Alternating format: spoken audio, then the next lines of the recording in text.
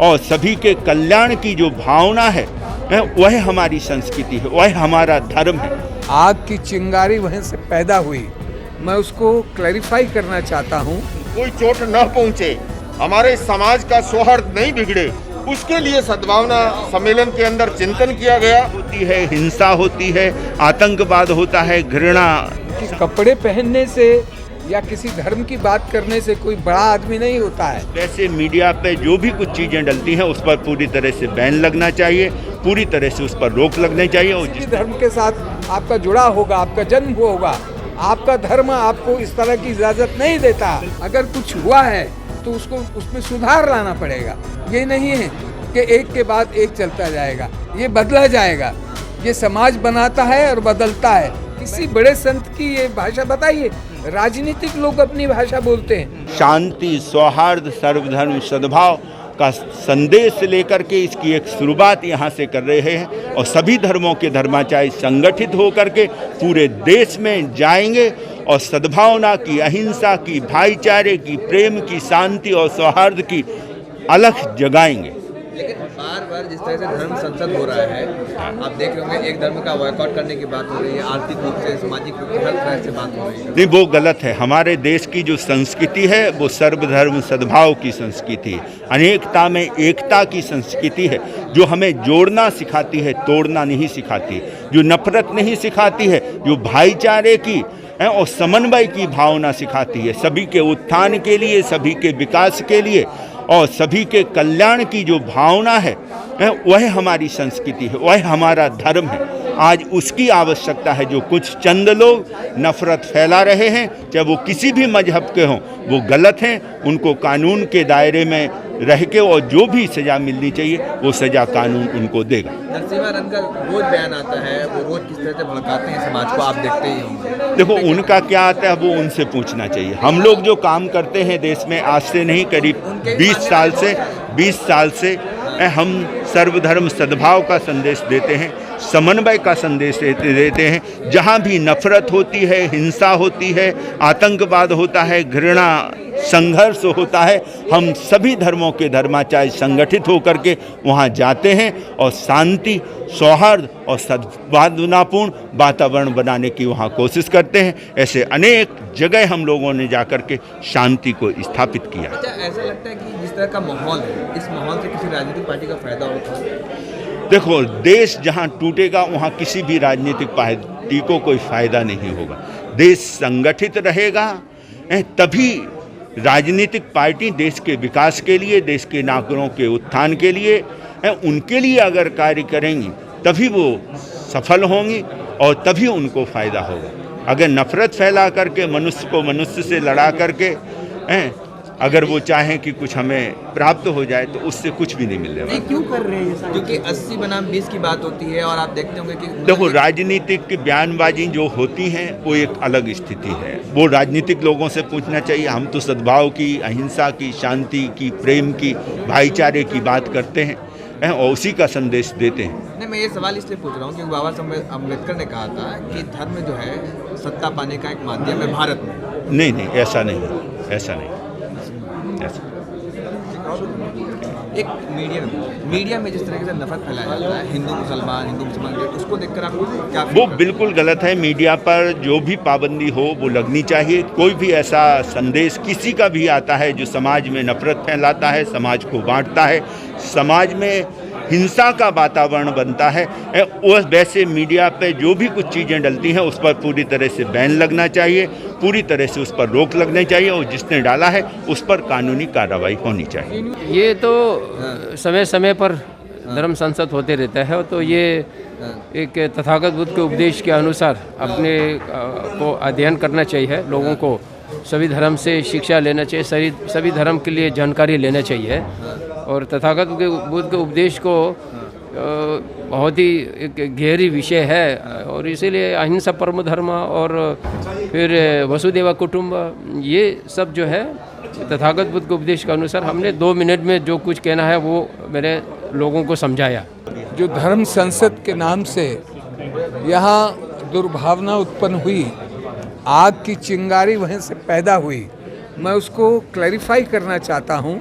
भारतीय सर्वधर्म संसद 2006 से जो सद्भावना का काम करती है और हमारे आदरणीय अग्निवेश जी की स्थापित की हुई है, वह अलग एक विचारधारा की राष्ट्रवादी संस्था है। किसी एक धर्म की, किसी एक पंथ की वह संसद नहीं है।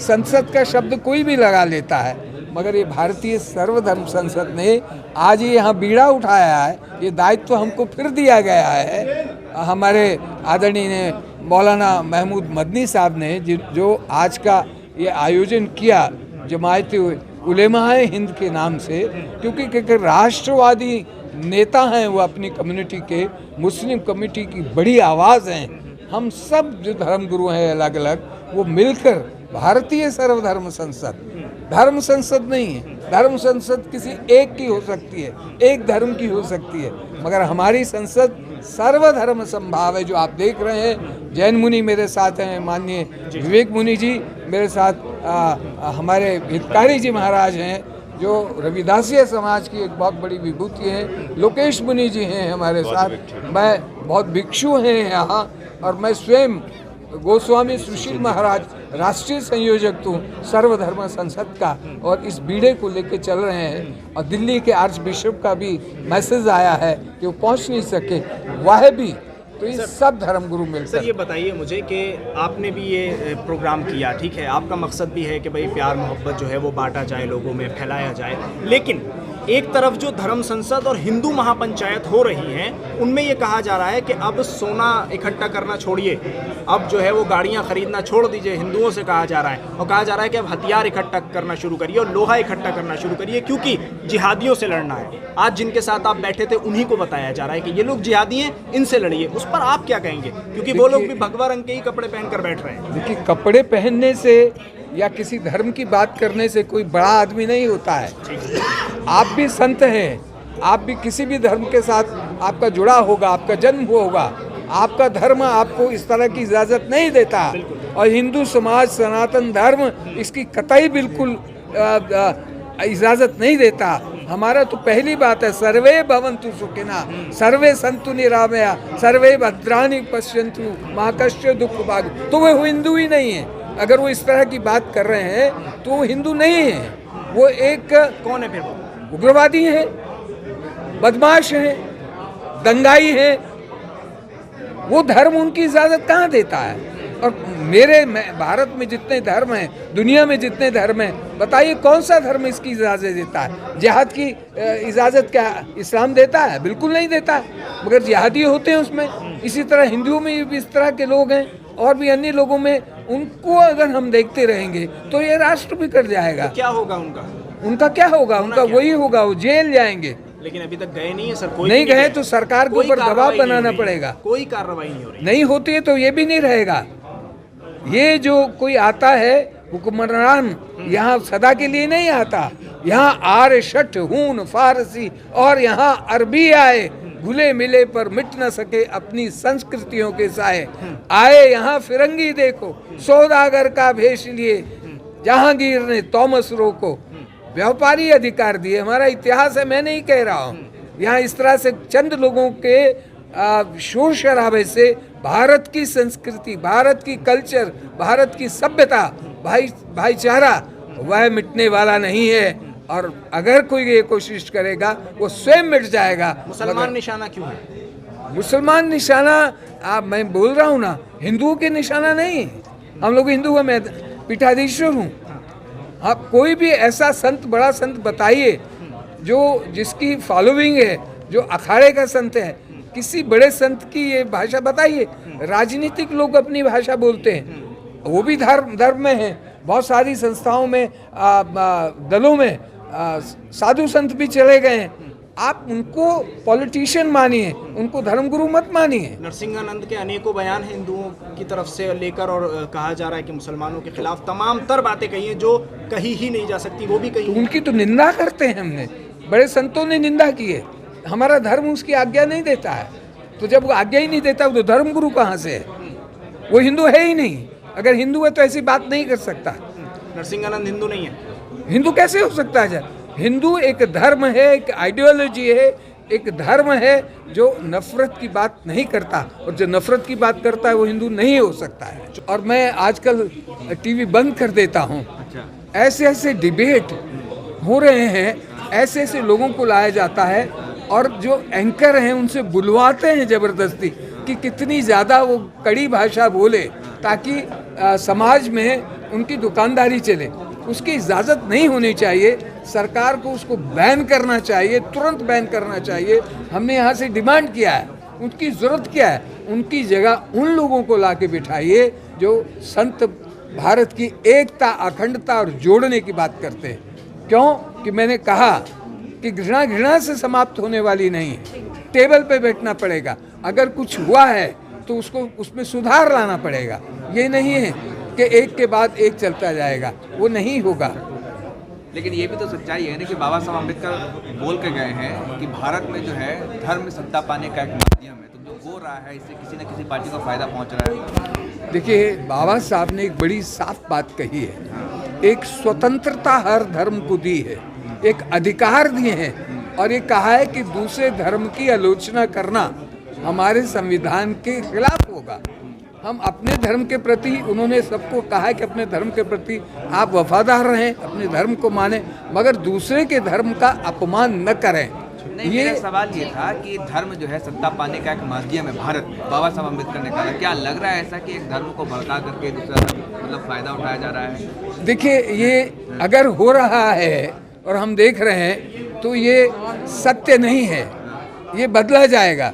ये समाज बनाता है और बदलता है। मैंने देखा है 77 में इंदिरा गांधी जैसी ताकतवर महिला जो अपना चुनाव हार जाती है, हाँ 80 के चुनाव में और 77 में और 80 में बिना झंडा डंडा के किसी पद के, और जो है यहाँ की जनता उसको फिर बना देती है। ये जनता है, ये जनता जिस दिन खड़ी हो जाएगी तो इंसाफ सामने आ जाएगा और सच्चाई सामने आ जाएगी। तो भारत एक, और ना यहाँ धर्म की लड़ाई होगी, ना जाति की लड़ाई होगी, ना नफरत होगा। ये जो नफरत फैलाने वाले लोग हैं उनकी सरकारें आती हैं और चली जाती हैं, सदा के लिए नहीं होती है। बोलने मोहम्मद पे आ रही है जी, बोलने मोहम्मद के साथ लगातार 2 बार आ रही है। अरे कल मेरे ऊपर भी आप देख लेंगे, शायद मैं जेल में होऊंगा। अगर मैं ये बोल रहा हूँ और आपके चैनल ने दिखा दिया तो कल मैं भी जेल में हो सकता हूँ। ऐसा नहीं है, ऐसा नहीं है। इस देश की आबादी 135 करोड़ से अधिक की है। मेरा मानना है कि अधिकांश लोग अमन पसंद लोग हैं, शांति प्रिय लोग हैं, लेकिन चंद घटनाएं ऐसी भी घटी हैं जिसको हम इग्नोर नहीं कर सकते।